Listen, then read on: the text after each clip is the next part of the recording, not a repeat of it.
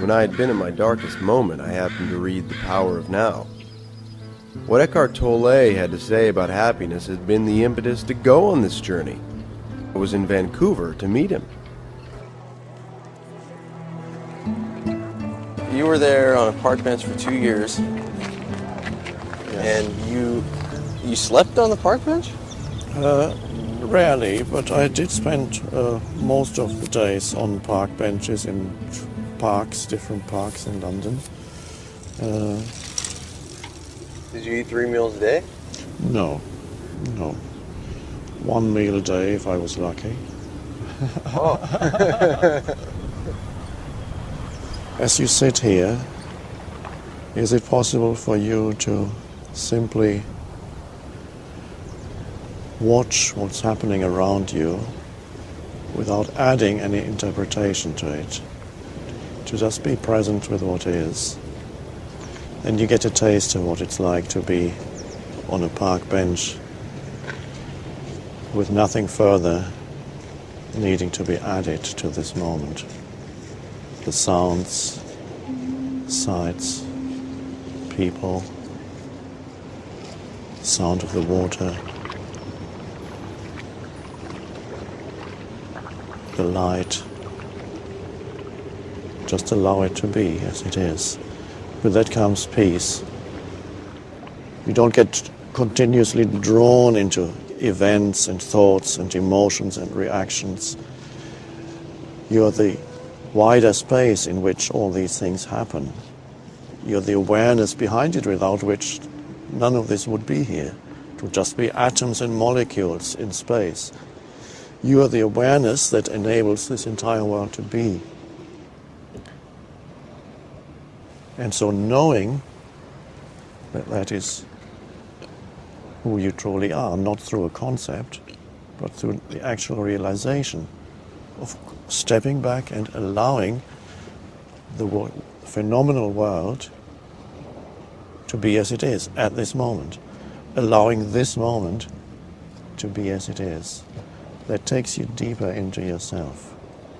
And you may notice there's a certain peace in the background that happens. An alertness is required for this. You need to stay alert to what is, to sense perceptions and the energy behind sense perceptions, which is the consciousness. The alertness, it's there. Without the alertness, you will drift off into thinking. And then you think about the next, what's going to happen to me tomorrow. There is a place for making plans, but not right here on the park bench. This isn't the place for thinking about tomorrow, because you miss all this beauty and aliveness around you. And even you're cold. Not to even think about it as a cold. No, it just is. The sensation of it. Don't even need to call it cold. And then that's okay too. It's okay. The reactivity goes out of life. Always against something, of wanting to clutch at something. What about the search for meaning?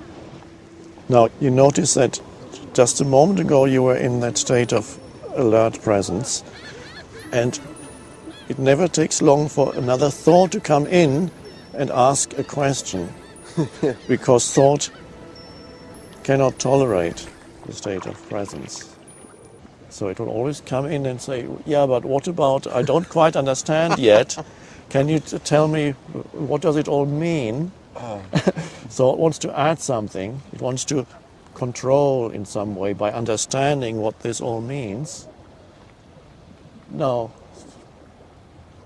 if you can let go, just for a moment, not for the rest of your life, just for this moment, let go of the need to understand anything, so that you're truly present in this moment. So you don't need to do it for the next hour or the next 10 minutes, just right now. Just what is. But don't forget yourself, because you are the consciousness behind it.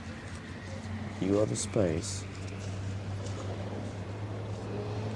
the presence.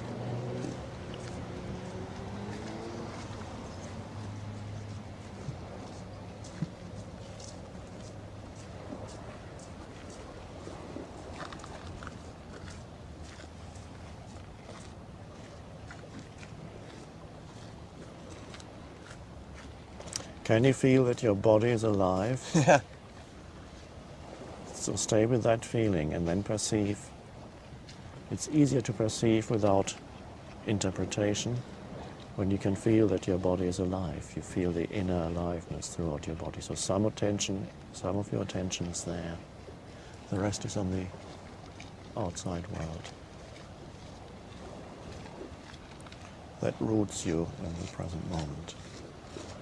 It anchors you in the present moment.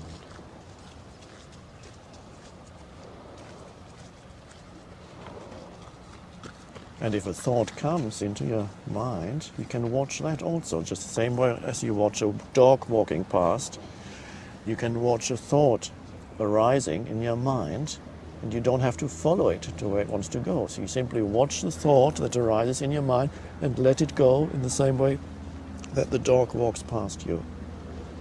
Or if you choose to, you can follow the thought, and then you can say, I just thought of another question. You can do that too. But to see the possibility that also, in the same way that you observe the outer world here as you sit on the bench, you can also observe the inner world, the world of thoughts and emotions. Thoughts want to arise continuously, and that's fine, that's what they do. But there's no need to get drawn into each thought that arises and immediately go with it to where it wants to go. Otherwise, you're always following every thought,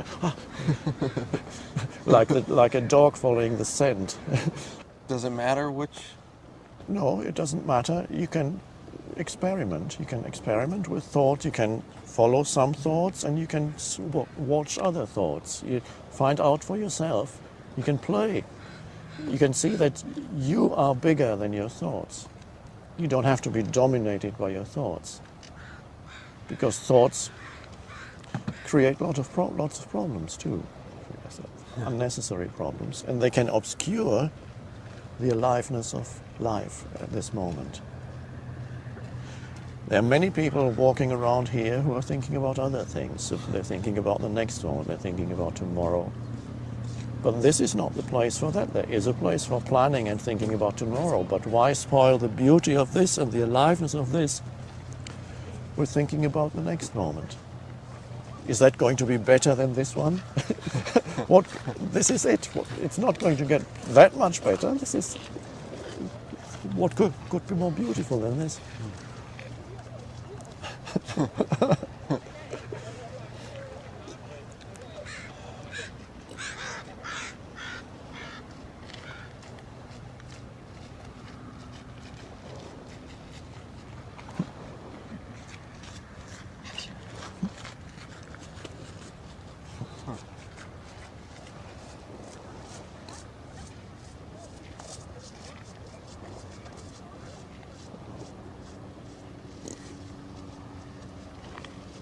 It's the awakening of something within you that is deeper than thought.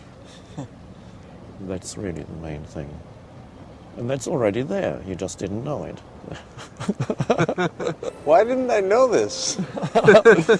It's a deep-seated habit of being totally identified with thinking. It's the human condition, which could be described as lost in thought. Because up to now, evolution has been unconscious. It was automatic.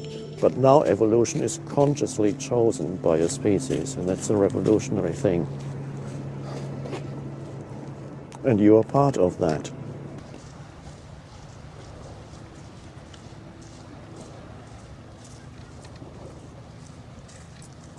So I can still make movies, I can still have a girlfriend. Oh, yes. Even if I'm...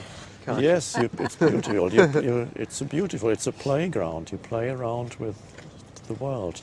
You take action. You relate, but you're not lost in it. Most humans are lost in it. What about pain? I mean, physical pain or emotional pain of losing someone? Most of the human pain is psychologically created. There's an enormous amount of psychological pain, suffering, I call that. When suffering goes, and there's a possibility for humans now to live without suffering, that is the possibility. There may still be some physical pain. It may be that you get toothaches or bodily pains from time to time. Suffering is another level that lies on top of the pain.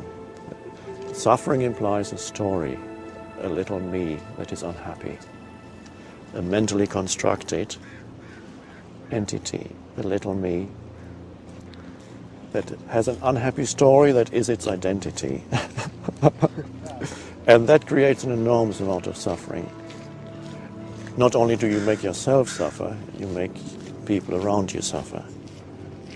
To be at one with life is to be at one with the present moment, because that's the only place where life can be found. You cannot leave the space of now. That stays with you, whatever you do and wherever you go.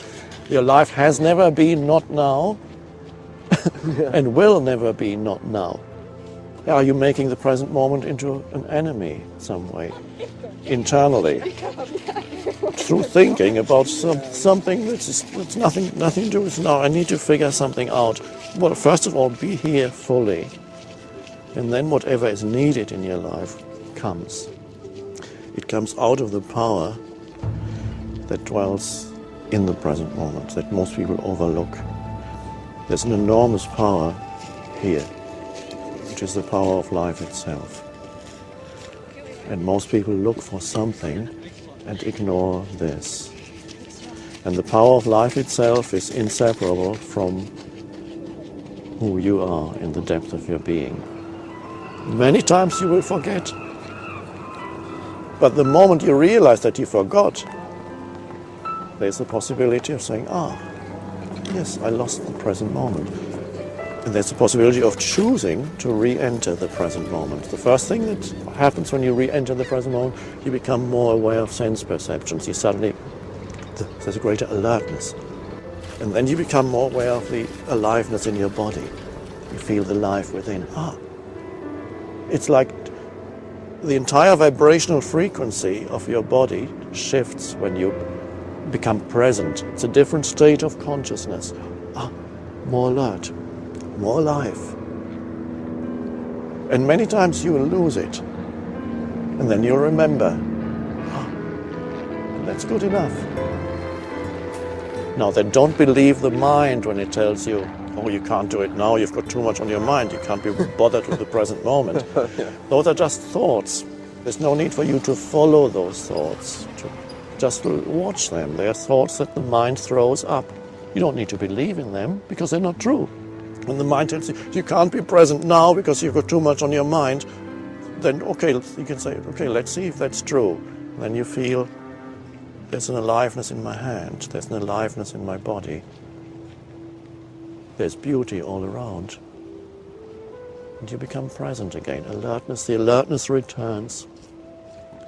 And when there is time to think. Then you sit down and say, okay, let's think, what plane am I going to catch tomorrow? What time do I have to go to the airport? What do I have to do now? Pick up the phone, make a phone call? Fine, that's beautiful. You're not losing yourself in future. That's practical matters. And once you've done the practical matters, you've planned your next week, then you come back to the now. The inner transformation is not really about finding lots of answers to your questions,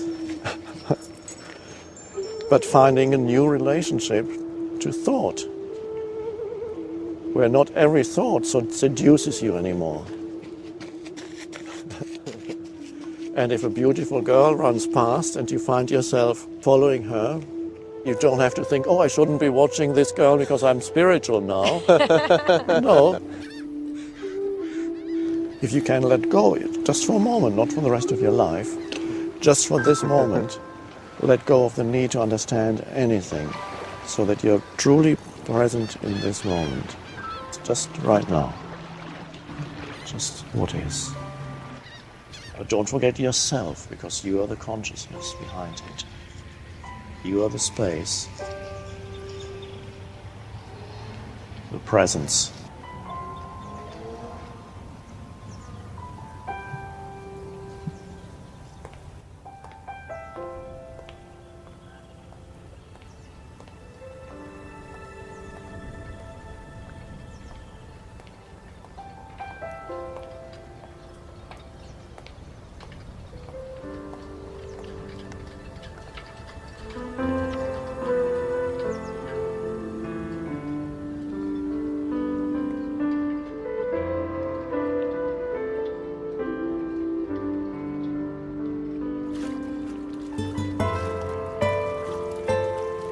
Life wants to support you, but first you need to be open to life.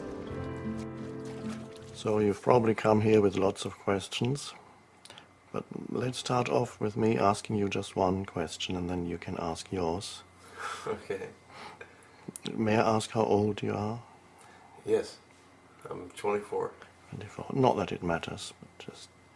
So 24 means you've already had quite a few life experiences. Mm-hmm. You've been to school, Mm-hmm. you've fallen in love, I think so. fallen out of love, I think so. and have had all kinds of experiences, perhaps in different places, meeting different people, different circumstances. The body probably has been well most of the time, but you've also experienced maybe one or two illnesses. Yes. Now, is there, in all those things that you have experienced so far, which is a continuously changing flux of things, is there any ingredient in there that was always the same, that didn't change? I'd just like to ask you to see if you can find any ingredient in all the things that you have experienced so far that's always been the same. We could start perhaps by asking, could it be the things around you? Obviously not, because the things around you change continuously. Could it be your thoughts? No, because the thoughts that go through your mind also change continuously. Could it be your feelings or your emotions? No, as you know, they also change all the time. So what is it, if anything, that hasn't changed, that doesn't change? So is there one ingredient in all your experiences, good or bad, up or down, that's always been there? Well, I think I've been in here. I've been inside. Now when you say I, what does that mean? What is that I? Now, because we've already seen it can't be your thoughts because they change all the time. Your feelings or emotions, they change all the time. Your sense experiences, things that you perceive around you, change all the time. So wherever we look, there's change.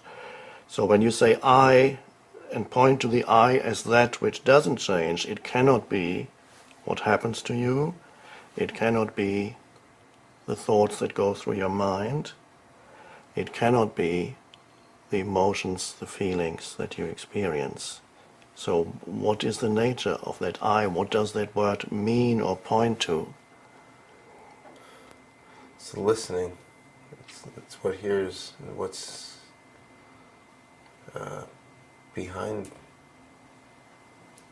What's behind the thoughts? What's behind the sense perceptions?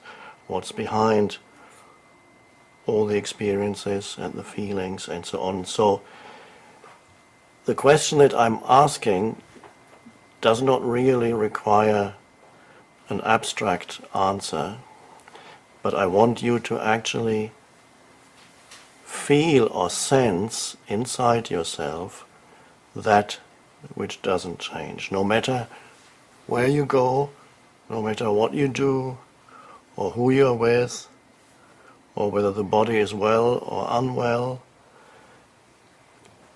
when I ask, you said it's I, and I've asked, what's the nature of that I? And now you may be stuck for words. But you said one word, and that was listening. Now, when you're truly listening, there is a certain alert spaciousness. Because otherwise you're not truly listening. And so if that had to be expressed through a gesture, it could be, you could raise a finger gently and say, listen. So I say to you, listen. And you listen, there's a moment of spacious awareness, and there's no thought in it. So when you said listening, you were actually getting very close to the nature of who you truly are underneath all the circumstances of your life. And circumstances includes thoughts and emotions. If you don't find that, who or what you are underneath all the circumstances, no matter how many questions you ask and how many good answers you get, won't help you very much, and there will be no end to the questioning, because every answer generates further questions. So we're talking about becoming familiar with a different state of consciousness. Not that that has never been there. It's always been there because it's the I, but it's always been overlooked. Because the circumstances, things that happen to you and your thinking and your emotions have such overwhelming pulling force that they always pull your attention in completely. And so attention is that which is there when you're truly listening. And in the moment of attention, there's no thinking, but there is an aware presence. So, the answer that you gave is absolutely right. Not everybody would have put it this way, but listening points to who you truly are, underneath all the things that continuously change. Now, I'd like you to, as we speak, this is not an intellectual discussion, because if this were intellectual, you should have gone to a professor of philosophy or some intellectual at a university. I've been over there. And ultimately, you get many answers, but all those answers will always make you end up with more questions. Yeah. Because they don't get you to the core of who you are. So let's start off with that. And what we are pointing to is a sense of I, of beingness, that is deeper than anything that happens in your life. It's always there, has always been there, right now. And that is closely related to the state of attentive listening, to get in touch with that, to sense it. Underneath it all, there is a timeless presence. Even in 50 years' time, in 60 years' time, when this body is getting old, and this body, the cells, it won't be the same body. The cells of the body will have been renewed many times. There won't be a single cell. Materially, there won't be a single thing that's left in 50 years, even though you may still be alive. There won't be a single thing that's left materially that's here now. Every cell will have been renewed. And so the body will have grown older, and yet something timeless deep within will still be exactly the same as it is now, untouched by time. I, before it becomes this or that, because the moment you say, I am American, I am this or that, I am a professional, or I am a jobless person, or I am a millionaire, or I'm a homeless person. That's all form identifications with changing circumstances. And so people look for something there to provide permanency in their lives. They want to identify with something that they finally can say, there, that's it. I found it. What they really want to say is, I found myself finally. So they look for themselves through external possessions, through acquired knowledge, through an accumulation of experiences, or sexual encounters. Some people derive their sense of self from that. The more women you can conquer or seduce or have sex with, the more you feel, oh, I'm getting somewhere. Of course, after a few years you realize it's not getting you anywhere. Not if you are, nothing will get you anywhere, which means to yourself, if you're looking for yourself in any experience. And that's the fallacy of most people. They look for themselves in changing circumstances. They look for themselves in their thought processes. They identify with their thoughts and opinions and their judgments and this and that. And it changes. Your opinions may change. You may be a Democrat now, and in 50 years' time, when you become a solid citizen, you may be become a Republican. You have a completely different set of opinions. It's just different set of opinions, and then you feel like the thoughts have changed, but the underlying I hasn't changed. So can you go through life being in touch with that? Being in touch with that in the different situations, different circumstances, different places, so that you're not completely lost in the things. I sometimes call it the thingness of life. One thing after another. There's nothing wrong with that. But if you haven't found yourself yet, if you don't know what that I is, then you're looking for the I in things. And things include your thinking, because every thought is also a formation. It has a certain form, a thought form. It comes and then it goes. Every emotion, it comes, it's an energy field inside you, it comes, has a certain lifespan, and then it subsides, and then another one comes. That's all the thingness of life. It's forms that come and go all the time. The only thing that doesn't come and go is I. That which underlies all that. And that's not an intellectual thing that I'm trying to convince you of, because that would not be helpful. The question is, at this moment, can I sense the presence that I am, that is prior to anything that happens to me or has ever happened or can ever happen? Can I sense that right now?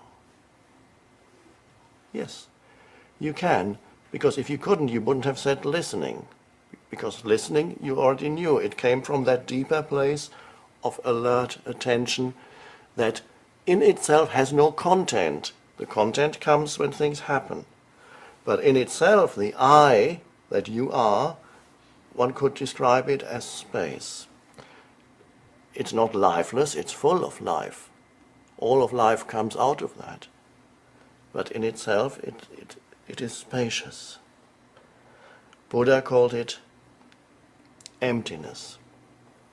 And it's completely misunderstood by people, because the university professors look at the word emptiness and then say the Buddhist teachings are life-denying. The total opposite is true, because Jesus called the same space the fullness of life.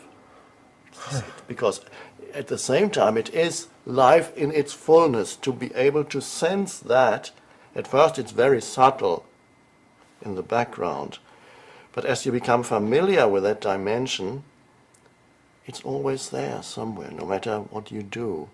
Even when you meet a beautiful girl and you're talking to her, and you can, from there you can listen to yourself talking, and it's fine.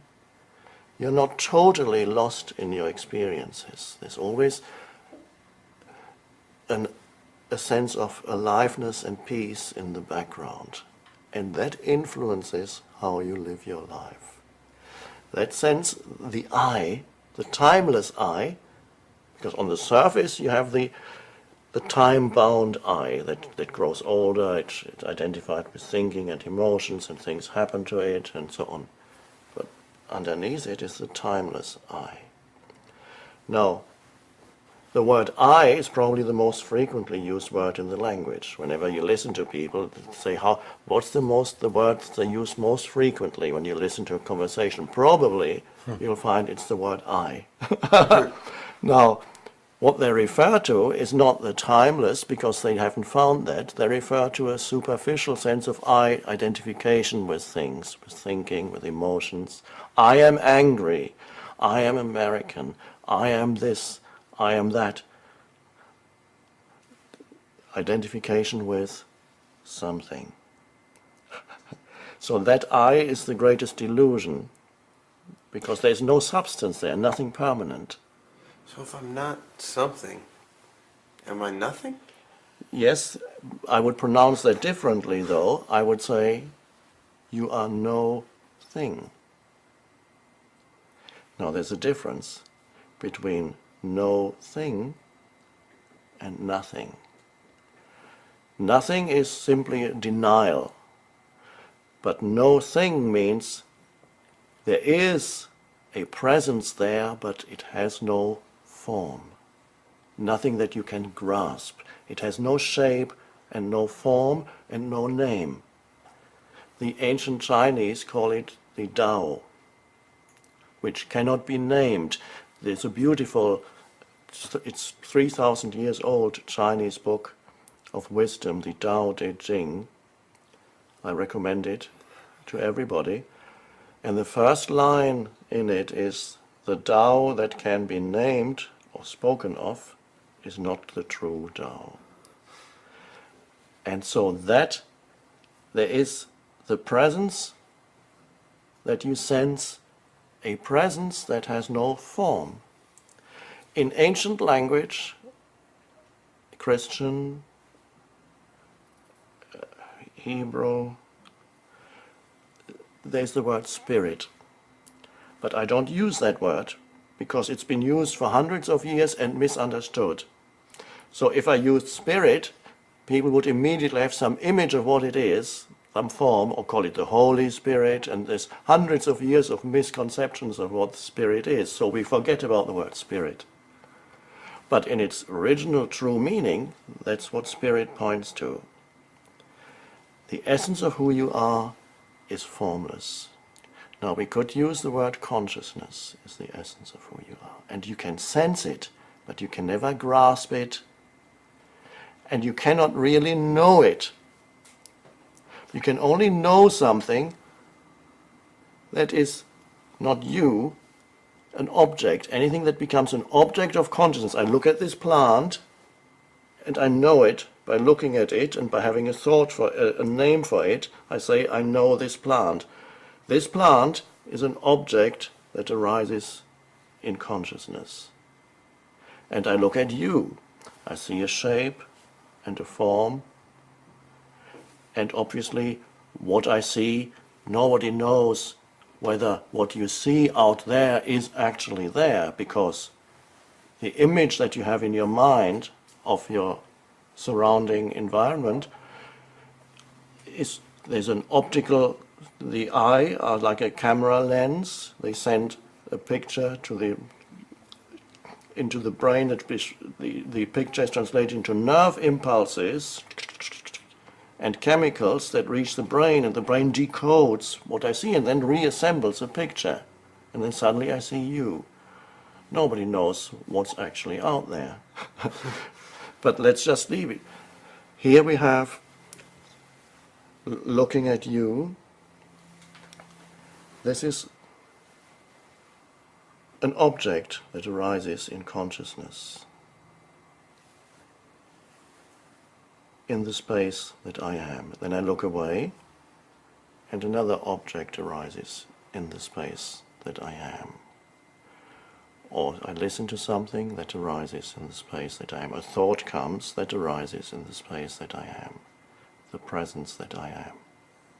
But the presence itself, you can't know it in the way that you know a plant, or you know a person, or you know a sound, or you know a thought, because it would have to reflect back on itself. You cannot make it into an object, so you cannot make yourself into an object of knowledge. You can only be that presence, but you can't know it because you would externalize it.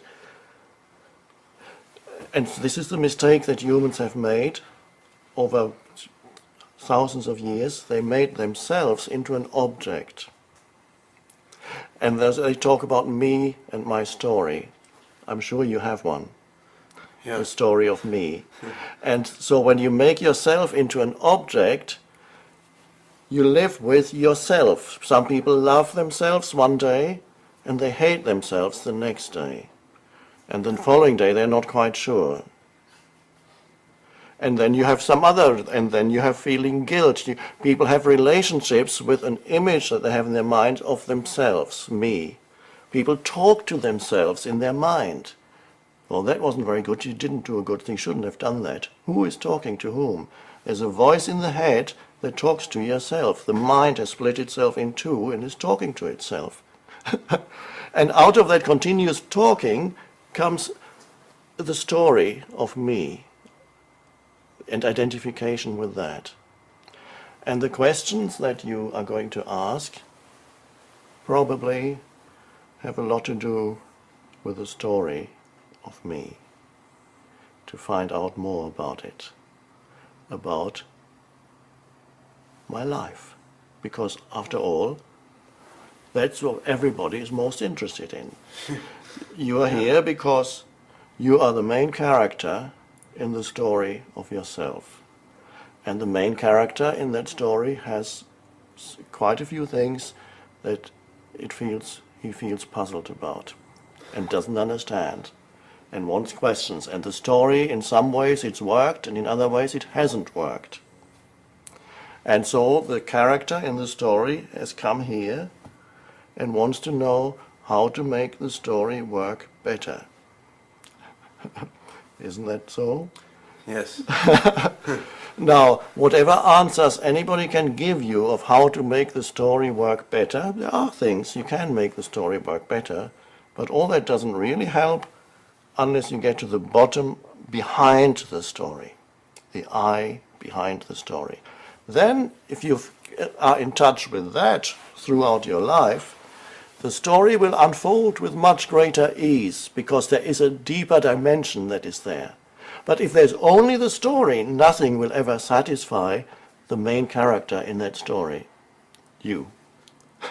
If the main character in that story, you, has never known the deeper I, the timeless presence that is the consciousness that you are, the attentive, spacious I.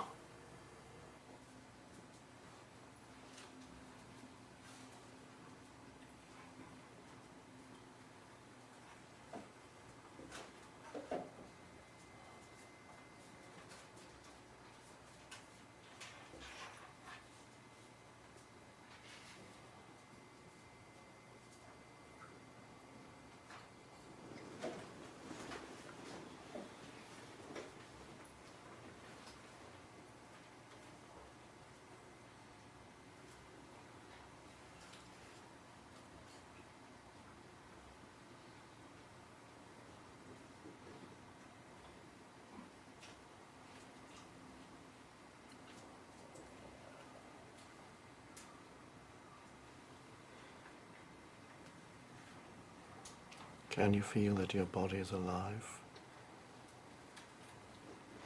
Mm-hmm. Because when you feel the aliveness inside your body, I call it inner body, the usually hyperactive mind slows down. Now the hyperactive mind is extremely repetitive. You might have noticed that probably 99% of your thoughts, you've had them before, they are repetitive. So new thoughts are relatively rare when there's only the hyperactive mind. It's just the same old things going through your mind again and again. The moment you feel the inner body, in order to be able to feel the aliveness here, some of your attention has to go from the head within into the body. So you're removing some attention away from thinking. It doesn't necessarily mean that thinking stops totally, but it subsides, slows down. There may even be little spaces in between one thought and the next thought. So thinking slows down because part of your attention is in the inner energy field, the aliveness that most people never feel because they're so absorbed in their thoughts they don't even feel that they are alive anymore. So thinking subsides and there are even little spaces in between thoughts, and then it's much more likely that thoughts that come then are new thoughts. Sometimes they are insights, they are new ways of looking at things, sudden realizations. They can only come if you are able to calm the mind, but not as something that you feel, I need to calm my mind, but simply by diverting attention away from it, not by making some effort to calm your mind. All you do is you take attention away from it, and so then there is more spaciousness, not just one thought after another, and then your thinking actually improves, which means it's more alive, more original, it's more powerful, you have better ideas, and the way in which you interact with people is more real, because the real comes not from the accumulated stuff in your mind, that's all the roles that you play, not just you, everybody. Everybody plays their roles. They've been conditioned to play certain roles. You have an image of who you are. When you meet a beautiful woman, you play a certain role. You want to have the best possible image. You present the best possible image, and she does the same. You can observe it when two young people are attracted to each other. They meet the first few days and weeks. They look different from the way they usually look because they present an image. Like that wants to attract the other, and it's unconscious, it's a role that they play. It's only after the honeymoon, when everyday life begins, that gradually the image, and you believe that that image that you see in her is who she is, and she believes that you don't know that you're both playing roles, but you cannot keep up the roles indefinitely. So after the honeymoon, gradually they wear down the roles, and then there becomes some discontent arises, and suddenly the mask slips. The role is, you can't play a role continuously. The role of me, the attractive one. So that's to get out of the role playing that otherwise you're stuck with for the rest of your life. You have a certain role for your partner for a while. You have another role for your work situation, you have another role for wherever you go. You slip into subtle differences in the way in which you behave. When you talk to the chairman of the board or the Dalai Lama, you will behave in a certain way, and then you might notice when you talk to the plumber, there will be subtle differences in the way in which you talk. You play a different role. You think, oh, this is not appropriate here. Right. It's only when you stop playing roles, when you observe the Dalai Lama, how he behaves. No, you might have thought, well, the Dalai Lama probably plays the role of the Dalai Lama, but he doesn't. There's such simplicity, openness, and genuineness in him. He talks the same way to everybody. Whether he meets the plumber or the Pope makes no difference, because he doesn't play conditioned roles anymore. And that is only possible when you access a dimension within yourself that is deeper than the mind. And we just did it, or we are still doing it, simply by taking attention away from thought and direct it into the aliveness of the body. That means suddenly there's some space between thoughts. And then you can relate to other human beings more genuinely. And you don't need to prepare things that you're going to say next. You don't say things in order to manipulate that person. You don't say things in order to create an effect. They simply, spontaneity comes out of that place. The spontaneity doesn't come out of the accumulated stuff in your mind. The spontaneity comes only to the extent that you can access the dimension that is deeper than mind, which we may call the deeper I, which we may call alert stillness. That is always there. Alert spaciousness. Access that, so mind subsides, then you live differently. The more you access, now at the moment, these are only glimpses for you, but that's good enough. A glimpse later becomes a wider space of that. So that is something to remember, not as a memory, but to remember to do in your daily life as much as possible. Wherever you are, whatever you're doing, whoever you are talking to, or even when you're alone, go within sometimes and feel that the body is alive. There's life in my hands. You're not imagining anything, you actually feel that there is an aliveness here.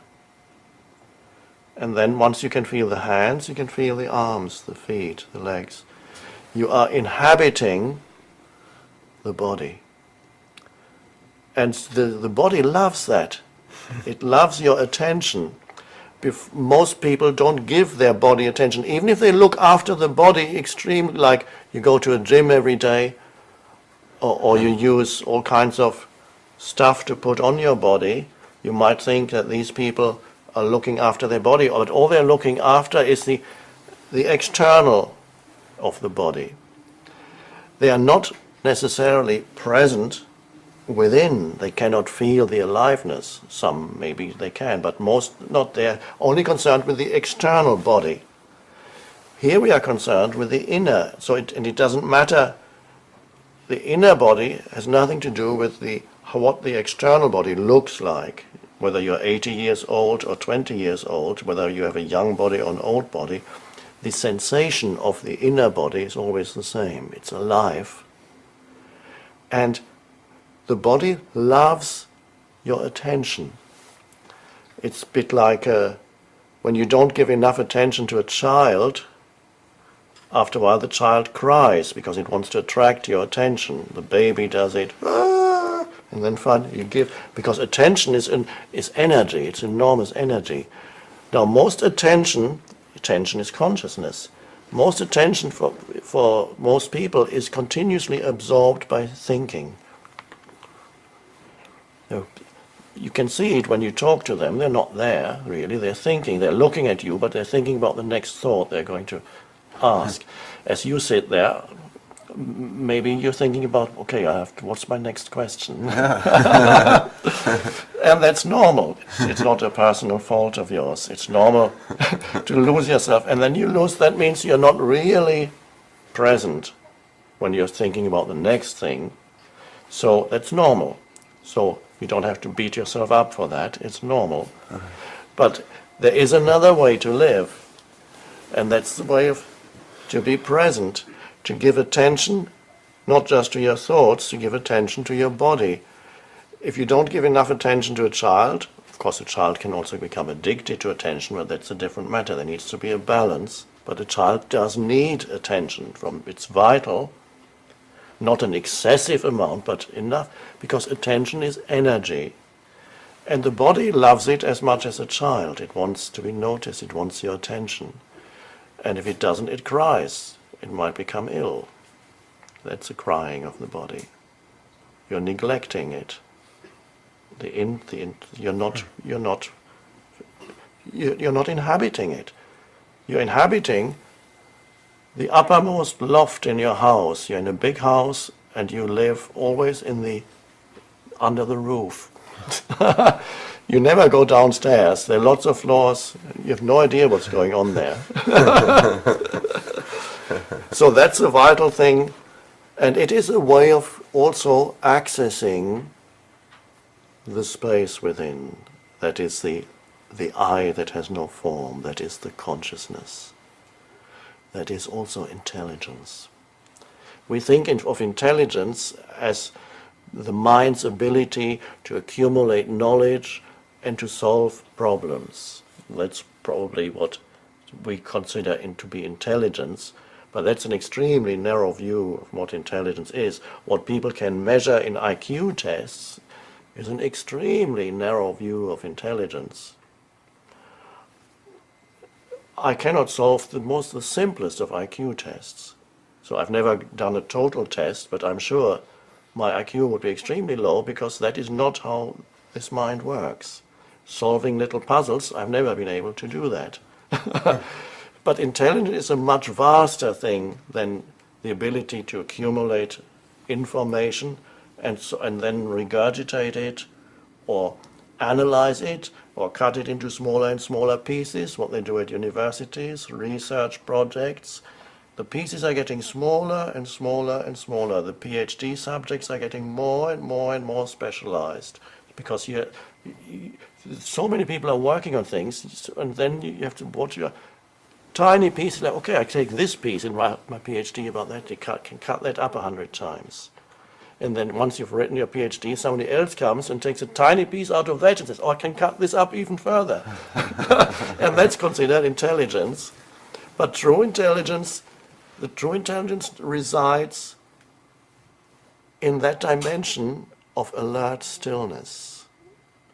If you have access to that, that's where the original intelligence resides. So anybody who is creative, and there are not that many human beings in this world who are truly creative, anybody who's creative has some access, perhaps only in the little area of their field of expertise, where they have some access to that dimension, the stillness.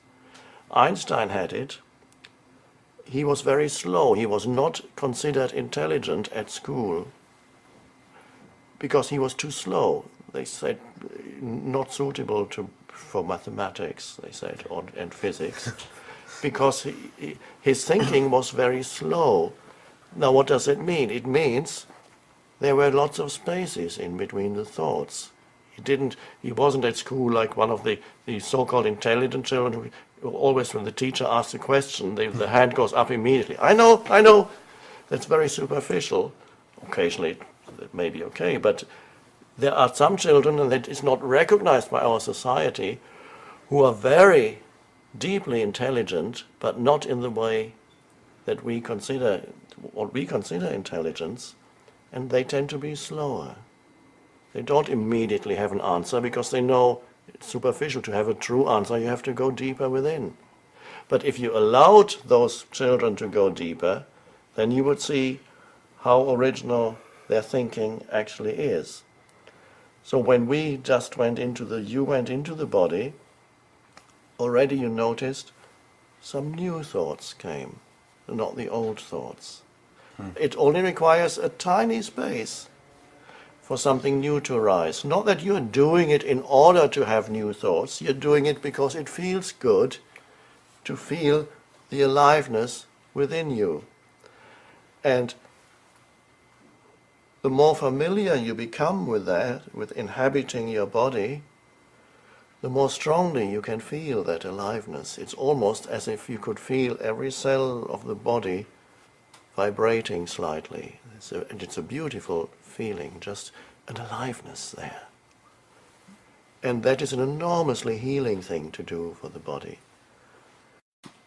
I really want to know about guilt. I feel guilty all the time for little things I'm doing or that I'm not doing. And there are things that I know I did that were mistakes to other people. So I know that you're supposed to be free and liberated in the now, but shouldn't I feel bad about this stuff? I mean, And what's going to keep me, if I'm free and liberated in the now, from like doing bad things to people? Human beings act out of their conditioning. So every human being is conditioned by their upbringing, by the surrounding culture, by many factors, conditioned to think and feel and behave in certain ways. And so people do all kinds of things to other people and even to themselves without knowing what they are doing. They're simply acting out the conditioning of their mind. And Jesus knew that because he said on the cross, "Forgive them, for they know not what they do." So humans create an enormous amount of suffering for themselves and others, but they don't know that this is what they are doing. People act out of conditioning. So when you suddenly see that something that you did in the past created suffering for yourself or others, or both, when you see that, that's the seeing of it does not come out of the conditioning of your mind. When you become aware of certain behavior or thought patterns in you, the awareness, the presence, the deeper presence that you are has come in. And from there you can see what you did was very limited. It created suffering for yourself or somebody else or other people, and you didn't even know it. So what was acting at that time, if you say that was me, and therefore I must be bad, you are equating the conditioned mind, your conditioned mind, the conditioning of your mind, with who you are. If you say, I did that, therefore I'm bad, and continuously think about it, you're equating who you are with what we could call unconsciousness. Unconsciousness means to be totally identified with the conditioning of the mind, so you just have to act it out. Now there's still millions of humans on the planet who live in that way because the dimension of awareness hasn't arisen yet, so they never know what they are doing. They continue to inflict suffering on themselves and others, to act unconsciously, but they don't know that this is what they're doing. They cannot do otherwise. So the moment you realize, this is what I did, who you are is the awareness that sees that. Who you are is not what you did. What you did was the conditioning of your mind playing itself out. So you trap yourself in an illusory identity if you feel that I did that. No. Who is speaking? Who is I? Are you the conditioned patterns of your mind, or are you the awareness that sees? That's the spaciousness within the deeper I that sees what the mind is doing. It sees what the mind created in the past. It even sees what the mind is creating at this very moment. If you are aware of the things, the thoughts that go through your head, how you speak to another human being, you may be acting out a role, and suddenly there's an awareness that you know that you are acting out a role. And then comes the possibility of, instead of being the role, being the awareness, and then act in a truly genuine way with enhanced intelligence. So the unconscious action was unintelligent action because it was action created by the conditioning of your mind, which has nothing to do with who you are. So there's a tendency for the mind to personalize the conditioning and say, I did that. And that creates guilt. And that keeps you trapped in a very narrow sense of self, because you have equated who you consider to be yourself with conditioned patterns that you acted out at the time. It wasn't you, it was unconscious, human unconsciousness. No more. And now you see it. So you see it, and at this moment you would not act in this way because the awareness is there. Maybe the awareness will stay and this will never happen again. It is also possible that the awareness becomes obscured again and the same behavior pattern happens again and you don't know it except afterwards when the awareness comes again. Oh, I did it again. And this can happen quite frequently. So it's important. It's good to be aware afterwards. If you do not misuse the mind, don't allow the mind to misuse the awareness and make some identity, manufacture some identity out of that for yourself and say, that was me. It wasn't me. That's the main thing. Who are you? You are the awareness. Anything else is forms that arise, thought forms, emotional forms, behavior patterns. So your destiny and your purpose in life is to increasingly be the awareness rather than the conditioned pattern. But as long as the conditioned pattern is there, it's there. It's good if the moment of transformation comes, if the awareness is there while the pattern plays itself out. That's the beginning of the end of the conditioned pattern. So if it's a certain kind of behavior, perhaps with women, you do essentially the same kind of thing, and it happens again and again, and the awareness comes afterwards, and one day the awareness comes in the middle of doing it. In the middle of it, you see what you're doing. There's a seeing of it. And that's the beginning of the end of the pattern. Then it may just one or two more times, the pattern may come up in a weaker form, and it will then collapse. So in other words, you are making what was unconscious conscious, and that changes it. So you do not have to manipulate yourself and try to engineer inner change. I have to make myself into a better person. That doesn't usually work. That just creates conflict because you have one image of yourself as the good person that you want to be, or that you would like to think of yourself as that, or you'd like others to think of you as a good person, and then you have unconscious behavior patterns that completely contradict that image of a good person. And then for the rest of your life you live in that conflict. The good person can talk to the bad one in your head. It's just two thought patterns. So that doesn't work. What works is to be the awareness, to see it, to be awake enough, alert enough, and that where the present moment comes in, to see, are you present in this moment to what happens in this moment, not only externally, but internally also. And are you allowing it? Don't reject anything.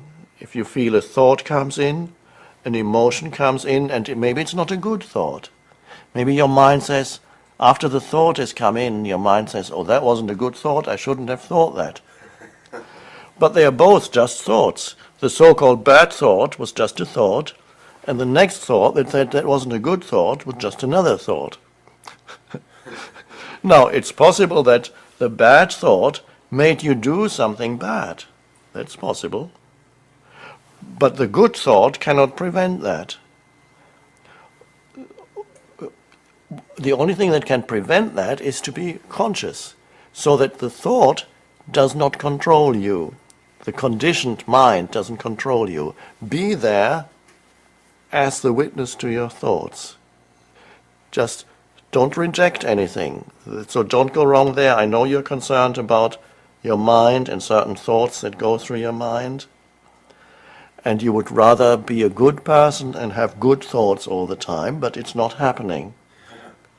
And I can assure you it's not happening to anybody. Somebody who's just having good thoughts. Because the human mind is the human mind. It has polarities of good and bad and high and low. So don't try to bring about on that level the perfect me. It doesn't exist. Allow yourself the imperfections. Allow the thoughts to be there. They come. If you fight them, you make them stronger. People who have the worst problems with thoughts are people who are spiritual, so to speak. They see themselves or are seen by others as spiritual. They have to live the role, for example, the vicar, the priest. They have to live the role of a spiritual person, and they cannot admit to themselves that they have bad thoughts. So they suppress, and they may have bad emotions, anger, resentment, and they say, no, I'm not having bad emotions, I'm a good Christian. They can't even admit to themselves, and that makes it even worse. And then suddenly very bad behavior comes out of them, and they don't know where it came from. So all you have to, with thought, all you need to be concerned about is to be the awareness, allow the thoughts, then they actually have less power over you, because you are not, don't look for yourself in any thought that comes into your head. It's not who you are. They're just thoughts. It's not who you are. If you have bad thoughts for 2 hours, it doesn't make you into a bad person. It just means that so-called bad thoughts are going through your head. And then you watch it, and as you allow them, there's a deeper space, the eye. From there you watch. Thoughts are like clouds passing. You don't have to follow every thought, and then thoughts can become very tedious. You can have one repetitive thought pattern going on in your mind for hours or even days. You don't have to follow every thought when you're aware. You watch the thought, there it comes. What you're going to do to this obnoxious person, I'm going to kill this obnoxious person, comes the thought, and then the thought drifts out of, and the awareness remains. And then it's lost power already. It's nothing. So you find a spacious relationship with your thoughts. You are nothing that arises in that beautiful space of who you are, the consciousness that you are, which is spacious intelligence. None of that is who you, they are forms, they come and go. So thought is not a problem. Be there as the witness to what goes on inside you. Then change happens by itself. The mind will always have good and bad, up and down. It has polarities. But that's not who you are, and you don't have to act on it. Increasingly, you act from the state of aware presence. Action can come from the limited mind, and it's not usually skillful action, or action can arise out of the state of aware presence. So that's the end of guilt.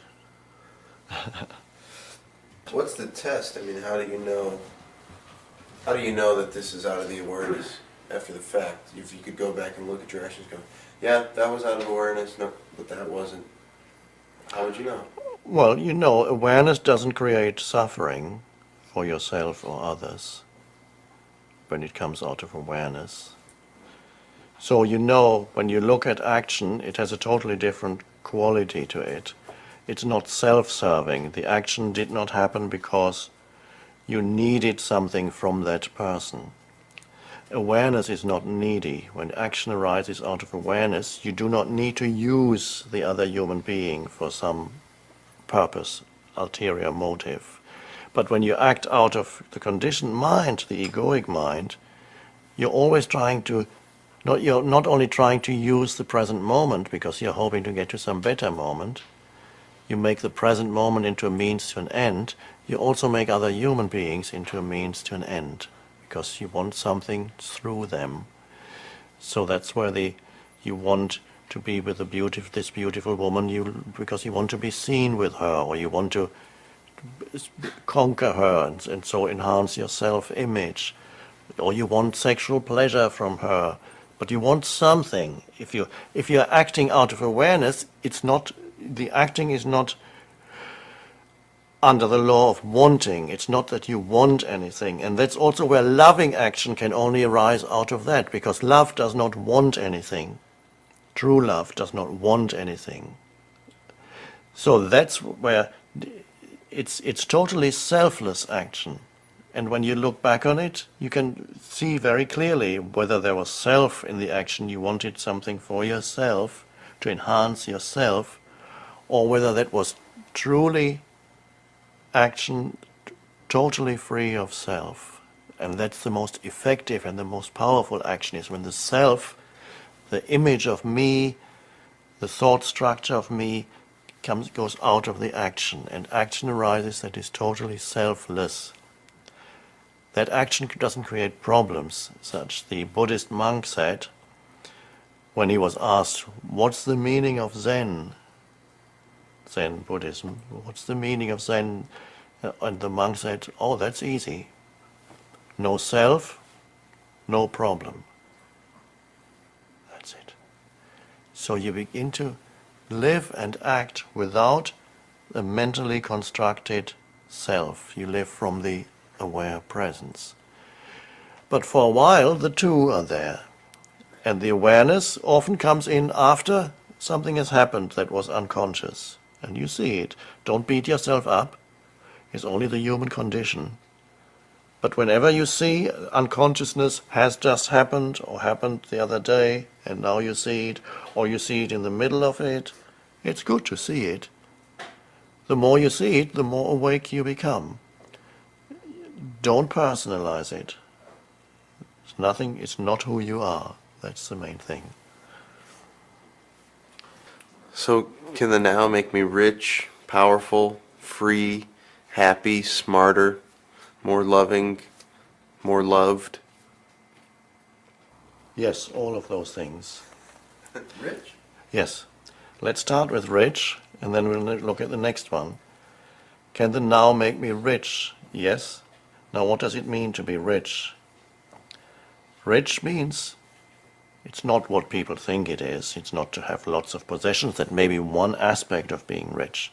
But rich means to be in touch with the fullness of life. And the only place where you can find the fullness of life, the intense aliveness that you sense when you are present to now, is here. When you are open to the present moment, what comes in is a gratitude for what is. No matter what, it's a little plant, the air you're breathing, the light that's coming through the window, the sound of a bird, whatever is, there is a goodness to it. And even if it looks bad, even if it's a dead animal or a dead human, when you are totally aligned with the present moment, there's a peace that comes into your perceptions. And with that peace comes a gratitude that is very deep. And so you're experiencing really life for the first time when you become present. And so to be in a state of gratitude for what is really what being wealthy means. The present moment is always enough. And so the definition of wealthy really is to have enough, to feel already the fullness of life, an expression that Jesus used. He said, I want you to have the fullness of life.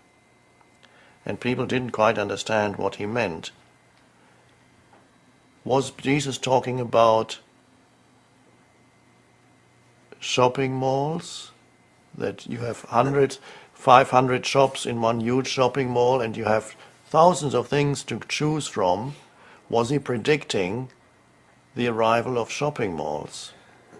Is that the fullness of life? You can walk around and buy, and you have lots of money and credit cards and you can buy anything you like. Now there are people who can do that.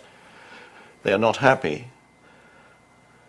So then he's not talking about the many things when he talks about the fullness of life. He's talking about the one thing. It's to feel the intensity of being alive. And you can only feel that intensity of aliveness when you're in the present moment with your attention. One way of being in the present moment, as you know, is to feel the inner aliveness of the body, to feel the aliveness that is in every cell of the body. Ah, it's alive. And the more you go there, the stronger that feeling becomes. And once you are connected with that, you feel that the world around you is intensely alive too. It was alive before, but you didn't see it because there was too much thought stuff going through your mind continuously. The world became dead because everything was immediately labeled mentally. That's a tree, that's a dog. The moment you label it and you don't look anymore, it's not alive anymore. Everything gets deadened through mental abstraction when you go around. The voice in your head immediately calling things names, giving things names. So when you become more present, there's this alert attention with which you meet your surroundings.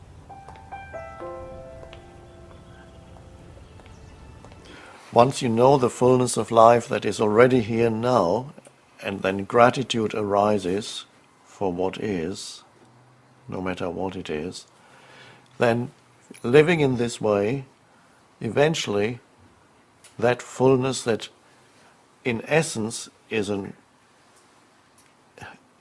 inner realization rather than outer, that's the foundation for wealth, is to feel the fullness of life within. And then if you live in that way, in connectedness with that, eventually the fullness of life will also manifest for you externally in various ways. Meaningful activity is a form of wealth. To know that what you're doing is helping other human beings brings an external fullness also into your life, which is a form of wealth. And wealth may also come in the form of things coming to you, more conventional things, home or car or whatever it may be.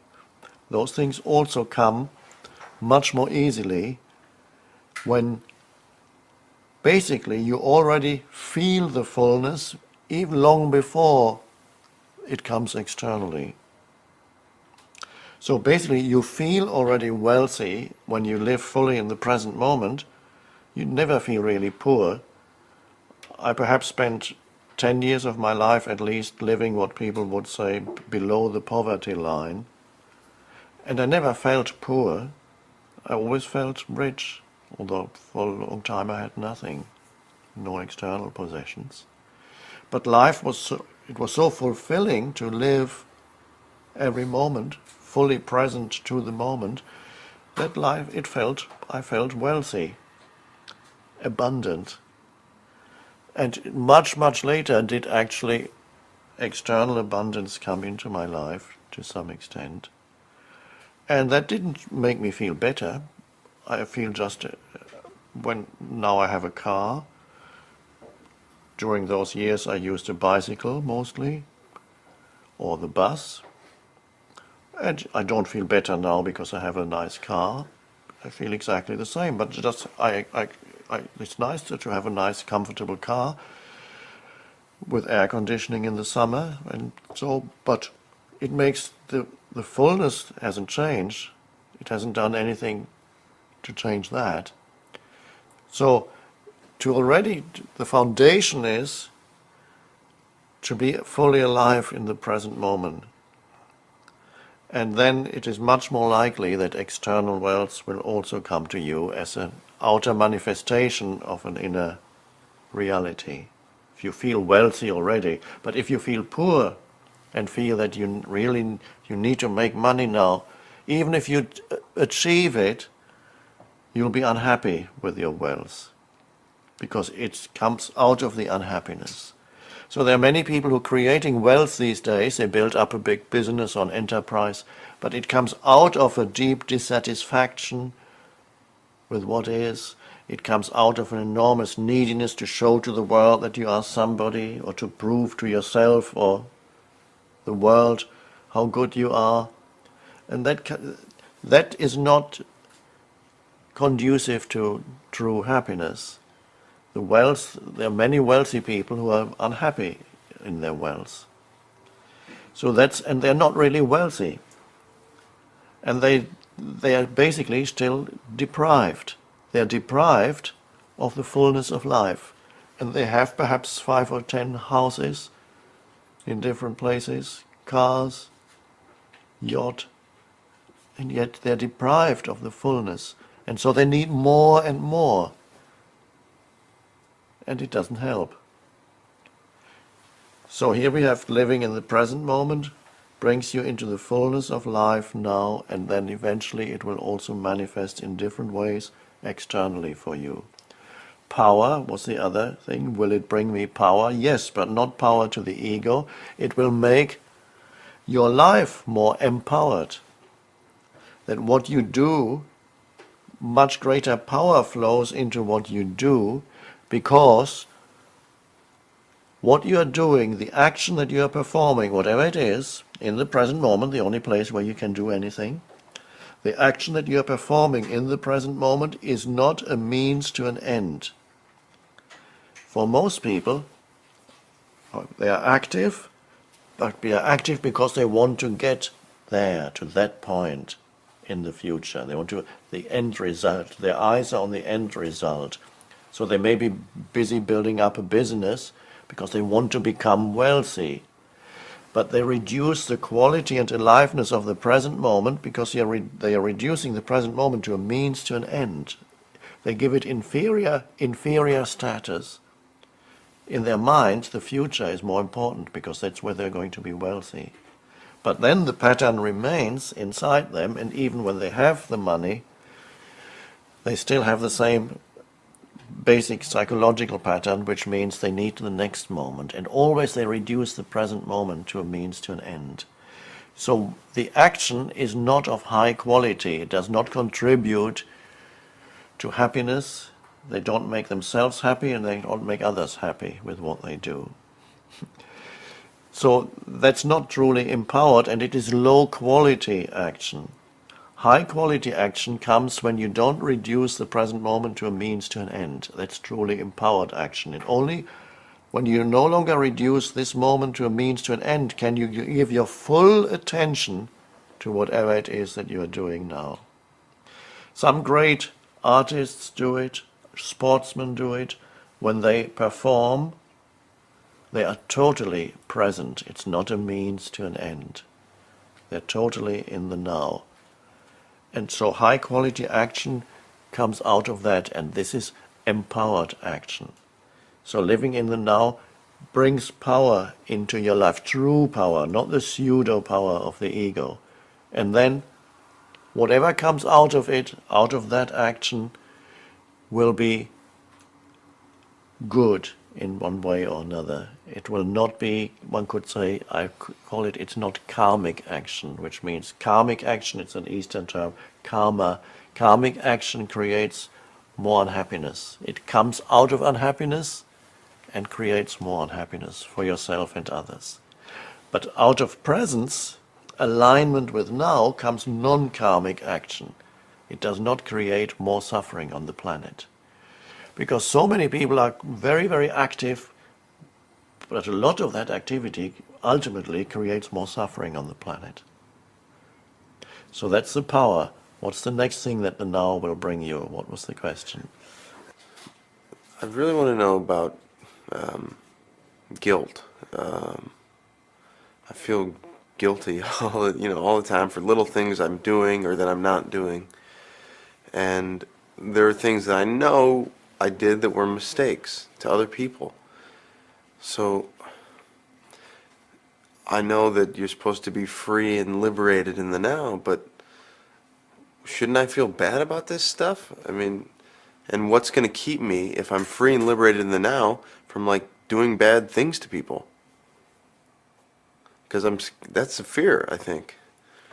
The only place where you can be free of the conditioning of your mind, because freedom is not an external thing, it's an internal thing. You can be in prison and you can be free. People have written to me from prison and they've read The Power of Now, and they said they now feel free. What does that mean? True freedom is freedom from your mind, from the conditioned, all the conditioned thoughts and emotions that otherwise control you. Freedom is the freedom to step back from the conditioning into the deeper I, the awareness that you are. It's freedom from thought, ultimately. So that not every thought controls you. So it's the freedom from conditioning. And basically it's the freedom from the past. So you're no longer determined, your behavior and your thinking is no longer determined by your past. It's also freedom from future, because most people have a desperate need for the next moment. I call it psychological future. They need the fulfillment that they think the future will bring them. It won't. So this is something for you to be aware of, because I know that pattern also still operates in you, believing that something in the future will bring you greater fulfillment than you have now. But it won't. If you don't have it now, you won't have it then. You have to access the power of now regardless of your external circumstances. You can have that now. You can't wait for the future, because once you're in the waiting mode, you'll always be waiting for the next moment. Even when you become a famous actor, it won't feel quite right. Maybe you're already famous, I don't know. But it won't feel quite right, and there will be many things when you're very famous. I've met one or two famous actors, and they come to this teaching. Why do they come? Don't they have everything? No, they've realized they don't have what really matters, and suddenly they discover the spiritual dimension because they've achieved everything else on the worldly dimension. So go deeply into the present moment, become deeply aligned and at one with the only thing there ever is in your life, the present moment. And that is where true power resides, and that is the only place where you can be truly free. What's the next thing that you want? Happiness. Can happiness come in the future? When I achieve this or that, then I'll be happy, when I make it. But every situation that you go into will have a downside. There is not, if you're expecting circumstances to make you happy, they can do that for a while, and then you find, oh, it's not quite what I expected, and there's always another side to it. And very often the very thing that makes you happy, if you have an external thing that makes you happy, that very thing will also make you unhappy. An example, a woman comes into your life who makes you happy. 1, 2, 3 years later, the same woman makes you unhappy. It's the same thing. Or a great job is offered to you, and it creates so much stress that you make yourself ill. It makes you happy first, then it makes you unhappy. You become famous, and then you see the downside of fame. You can't go out in the street alone anymore. There's a riot the moment people see you. You're a prisoner of your house. You can't go out without 2 or 3 bodyguards. Is that freedom? And you thought you would be free when you become famous. I've met 1 or 2 famous people who they can't go out alone. It's too dangerous, and people stop them all the time, and they gather around them. They have to stay inside. Everything has to be organized. They have to jump in the car with tinted windows and bodyguards.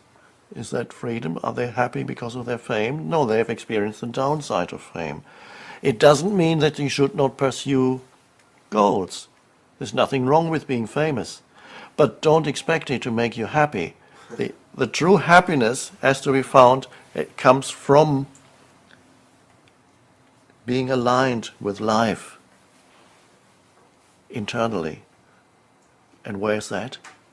Now, here.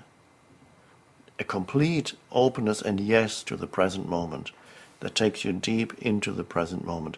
That is, true happiness comes out of that. And then you can go on and do things and see if you can become famous. Why not? Experience that. experience as much as you can without hoping that some experience, or when you've accumulated enough experiences, you'll finally feel fulfilled and fully yourself. That won't happen. There's no end to accumulating experiences and achieving this or that. You cannot find yourself there. You can only find yourself in the present moment. For everything else you need time. To achieve success in your career, to learn to play the piano, to learn a foreign language, even to, if you want to meet a woman, it takes time. You have to walk somewhere where the beautiful women hang out, and then it takes time. Everything takes time. And so the mind thinks, okay, finding myself, who I truly am, will also take time. It thinks, when I've added enough to who I think I am, maybe recognition from other people, fame, possessions, put all these things in my bag, and when I have enough things accumulated, then I will be full, and that moment will come at some point in the future. It doesn't. Because the bag, no matter how much you put in, it'll never feel full, besides from the fact that also often things fall out of the bag. You put something in here and then something else falls out. You suddenly get wealth and then you're unhappy in your marriage. Or you're happy in your marriage and suddenly the job doesn't work anymore. Or there's nothing, stability isn't to be found in the external world. It's in constant flux. This universe is not stable. People have this absurd illusion that they're living in a stable universe and that they can achieve some kind of stability in their lives. They are shocked when suddenly big disasters happen and you realize how unstable really everything is. So if you looked, and that doesn't mean it's to be rejected, play in the world and enjoy the play as much as you can, but don't expect anything out there to truly make you happy or fulfill you. Happiness is to be found directly within yourself. It comes from being connected with who you are. This brings us back to where we started. To be in touch, to feel the deeper I. And there's enormous joy in simply feeling the beingness that you are. To feel the I am that is deeper than this or that. I am the very life that you are, to feel that, to feel alive. Out of that comes true happiness. And then you can play around in the world and you acquire things and then you lose things and you acquire some more and then you lose some more. And then in the end you lose everything. That's everybody does. You lose the body. In the end, form dissolves sooner or later.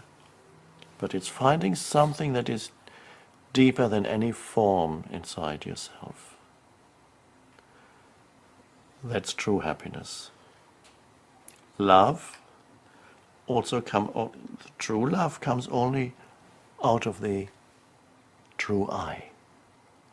True love cannot come out of the pseudo I that says I, the actor, I, the good-looking actor, I, the famous actor, I, the American, I, the poor one, or I, the wealthy one, or I who is good with women.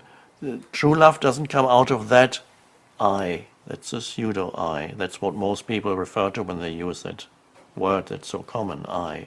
But the true love comes out when you're connected with the deeper I, the I that has no form, the one thing that never leaves you, the one ingredient that's always there no matter where you are, what you do, what you experience, that never changes, the I, the consciousness that you are. When you live in connectedness with that, aligned with that, that's where true love comes. Because when you meet another human being, you can sense in them also there's the depth of the same I that is your identity. You recognize yourself in the other. and the other as yourself. And you feel a deep connectedness, much deeper than anything that you can say or think with the other human being. And that's true love. Love is to feel that you're ultimately not separate, you're one. That can only come out of the spaciousness that is part of the now. The now is space. What happens in the now is form. Don't confuse the two. The reason why people think there are many, many moments in every day, in your lifetime, in every hour, because what happens changes continuously. The forms around you change continuously. The thoughts that go through your head change. The emotions that you feel change. The people around you change. So people think every time it's a new moment, this moment and another moment and another moment. If you look more deeply, you see it's not another moment, it's always now. But the form that appears in the now changes continuously. But it's always now. And ultimately, now is who you are.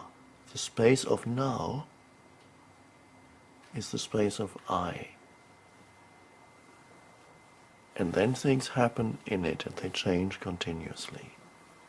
So there are two ways of saying, when I ask you, what is it that never changes? What is it that's always there in your life, no matter where you go and what you do? You can say, it's always I.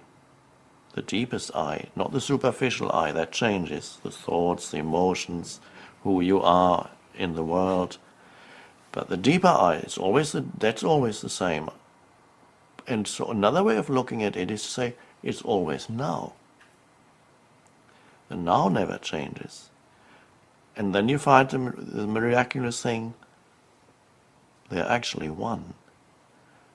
The space of now and who you are in the depths of your being is consciousness itself, before it becomes something. The very foundation out of which all life comes. You could say God. God dwells in the depth of your being, not as some entity, but as the formless one life itself. That is the deepest meaning of what now is, and that's why the now can never leave you. So I am the now, in essence. I am not what happens, I am the space in which everything happens. And that's your true identity. And when you live one with that, knowing that, your life will be fruitful and a great and wonderful adventure. When you don't know who you are, then no matter what you do, what you achieve, where you go, who you meet, it won't satisfy you. That's how simple it is.